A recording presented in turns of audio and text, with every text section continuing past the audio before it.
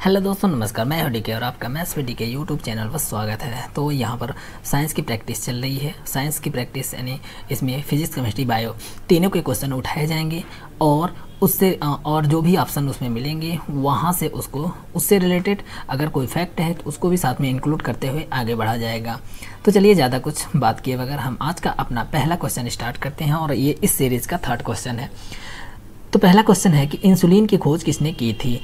Option है, first option है Watson एवं क्रिक, सेकंड ऑप्शन है वेटिंग एवं बेस्ट, थर्ड ऑप्शन है Robert brown and fourth option है रॉबर्ट हुक। तो इसमें इस क्वेश्चन का आंसर क्या हो जाएगा, वेटिंग एवं बेस्ट। इन्होंने इंसुलिन की खोज की थी। ठीक है, तो चलिए थोड़ा सा हम इंसुलिन के बारे में और जान लेते हैं। तो इंसुलिन के बारे में देखते हैं क्या है कि इंसुलिन एक पेप्टाइड हार्मोन है। इंसुलिन क्या है, पेप्टाइड हार्मोन है। पेप्टाइड का मतलब होता है ग्रुप ऑफ अमीनो एसिड, यानी 2 or more than 2। ठीक है, अब ये इंसुलिन कहाँ से सीक्रेट कहाँ से होता है, मतलब उस कहाँ से ये रिलीज़ कहाँ से होता है, तो ये पैनक्रियाज के बीटा सेल द्वारा उत्पन्न किया जाता है। ठीक है, यानी पहले तो चलिए हम पैनक्रियाज को आपको दिखा देते हैं। पैनक्रियाज कहाँ है, तो ये पैनक्रियाज है और पैनक्रियाज का यहाँ पर हम थोड़ा सा लार्ज करें तो ये स्टमक है। स्टमक के यहाँ पर ऊपर दिख रहा होगा आपको, ये लीवर दिख रहा होगा। ठीक है, लीवर के जस्ट बगल में क्या है, पैनक्रियाज के नीचे क्या है, सॉरी ये स्टमक है, स्टमक के जस्ट नीचे क्या है, पैनक्रियाज है। तो ये पैनक्रियाज है और यहाँ से इस पैनक्रियाज के बीटा सेल द्वारा इंसुलिन क्या किया जाता है, सीक्रेट किया जाता है। और इंसुलिन क्या है, इंसुलिन एक प्रकार का हार्मोन है। और हार्मोन का काम क्या होता है, तो हार्मोन का काम होता है कि हार्मोन का काम क्या होता है,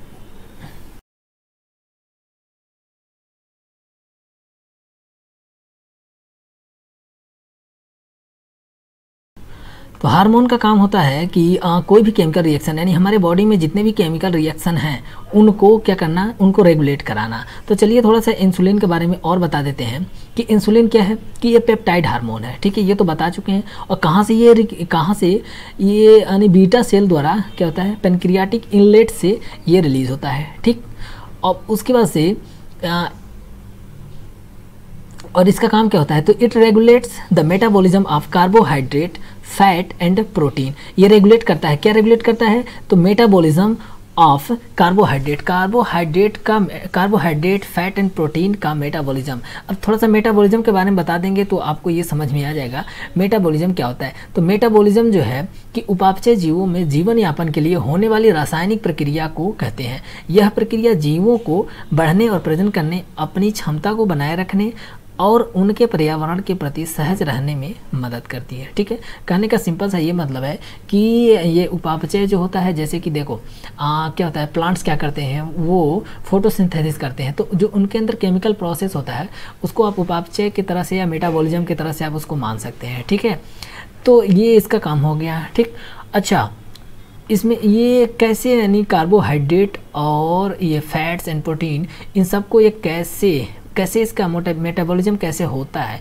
तो ये क्या करता है, यानी जो ब्लड में जो ग्लूकोज होता है ये उनको एब्जॉर्ब करने का काम कराता है। ठीक है, ब्लड से ग्लूकोज को एब्जॉर्ब करने का काम कराता है। ठीक है, इसमें इतना ही रखते हैं, ज़्यादा इसमें डिटेल में नहीं जाते हैं। चलिए ठीक है, अब इसमें जो ऑप्शन है देखिए, ऑप्शन में क्या है, ये वाटसन एवं क्रिक के बारे में तो अभी मतलब मुझे ऐसा कोई फैक्ट नहीं मिला है।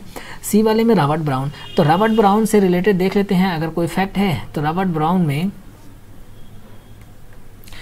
ब्राउन में क्या है कि ये किस लिए जाने जाते हैं, तो ब्राउनियन मोशन क्या होता है, तो ब्राउनियन मोशन जो है वो रैंडम मोशन, यानी ऐसा मोशन जिसका कोई फिक्स डायरेक्शन ना हो। ठीक है, ऐसा मोशन जिसका कोई फिक्स डायरेक्शन ना हो, रैंडम मोशन।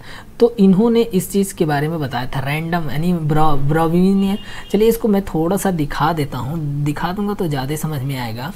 ठीक है, कि ये मोशन होता क्या है, कैसा है। ठीक है, तो ये यहाँ पर ये मोशन एक आपको अभी दिखेगा स्क्रीन पर, ये देखिए ऐसे एट रैंडम दिख रहा होगा, ये दिख रहा होगा ऐसे ही ऐसे, तो ये ऐसे ही ये रैंडम मोशन है। ठीक है, तो ये ब्राउनियन मोशन कहा जाता है। ठीक है, चलिए ये इसीलिए ये, तो अब हम देखते हैं, तो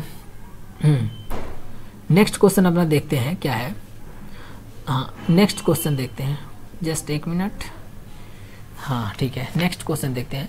तो नेक्स्ट क्वेश्चन क्या है, गामा किरण की खोज किसने की थी? गामा किरण की खोज किसने की थी? और 4 ऑप्शन आपके सामने दिख रहा होगा, लोकियर, रदरफोर्ड, गोल्डस्टीन, पॉल विलार्ड।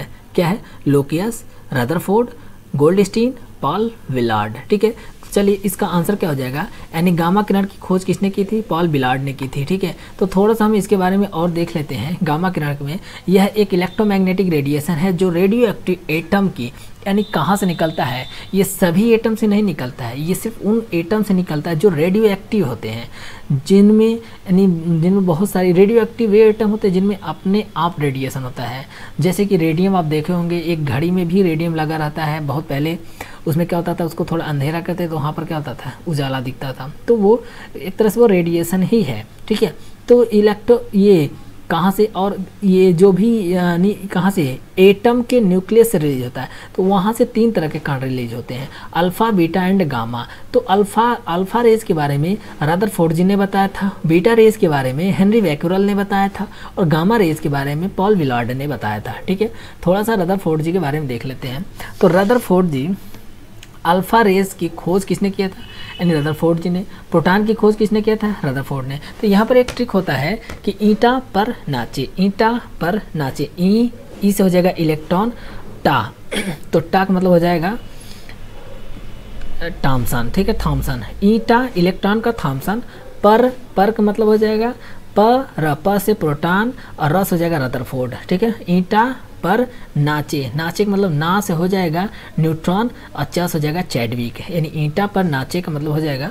तो ईंटा पर यानी इलेक्ट्रॉन की खोज थॉमसन, प्रोटॉन की खोज रदरफोर्ड, और नाचे यानी न्यूट्रॉन की खोज किसने किया था? चैडविक ने किया था। ठीक है, और रसायन में नोबेल पुरस्कार इनको, रदरफोर्ड जी को रसायन में नोबेल पुरस्कार 1908 में इनको नोबेल पुरस्कार मिला था। थोड़ा सा और जान लेते हैं। अच्छा, अगर रसायन में नोबेल पुरस्कार की बात आई है तो यहाँ पर हम थोड़े कुछ और डिस्कस कर लेते हैं। जैसे कि 2019 में नोबेल पुरस्कार किसको मिला? ठीक है, ये तो हमारा करेंट से रिलेटेड हो जाएगा। ठीक, और केमिस्ट्री में यानी रसायन में पहले व्यक्ति कौन है जिनको नोबेल पुरस्कार मिला? पहली वीमेन कौन है जिनको नोबेल पुरस्कार मिला? तो ये 3-4 फैक्ट हमको यहाँ पर मिलता है।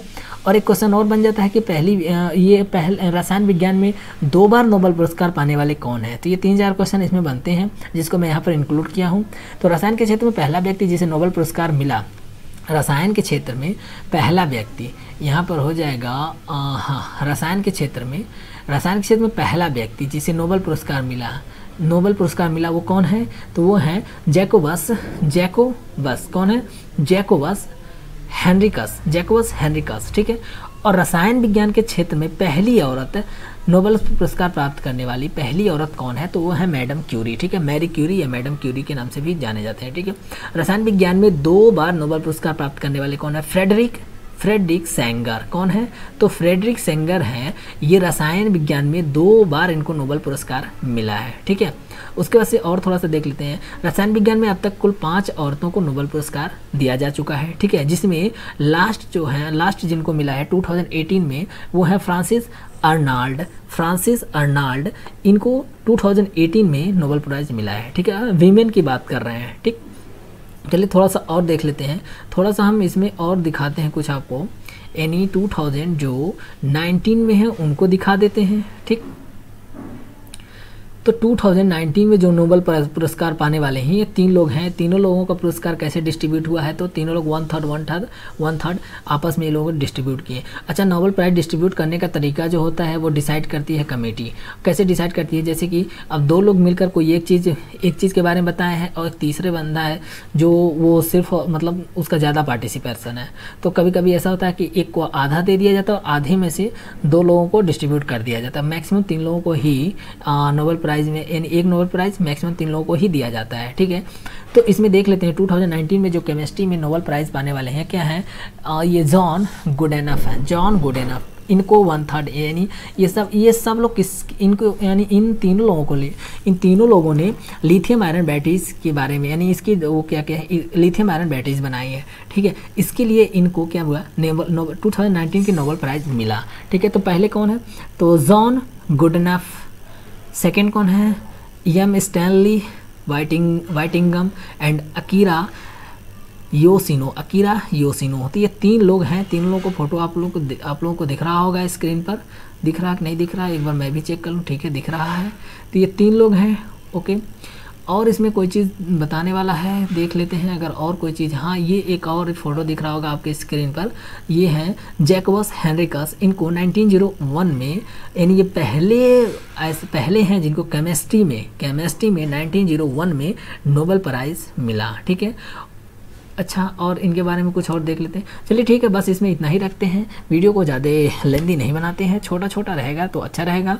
अगर आपको वीडियो अच्छा लगे तो आप चैनल को सब्सक्राइब कर लीजिए, वीडियो को लाइक करना, शेयर करना, ये सब काम आप करते रहिए। Okay, thank you.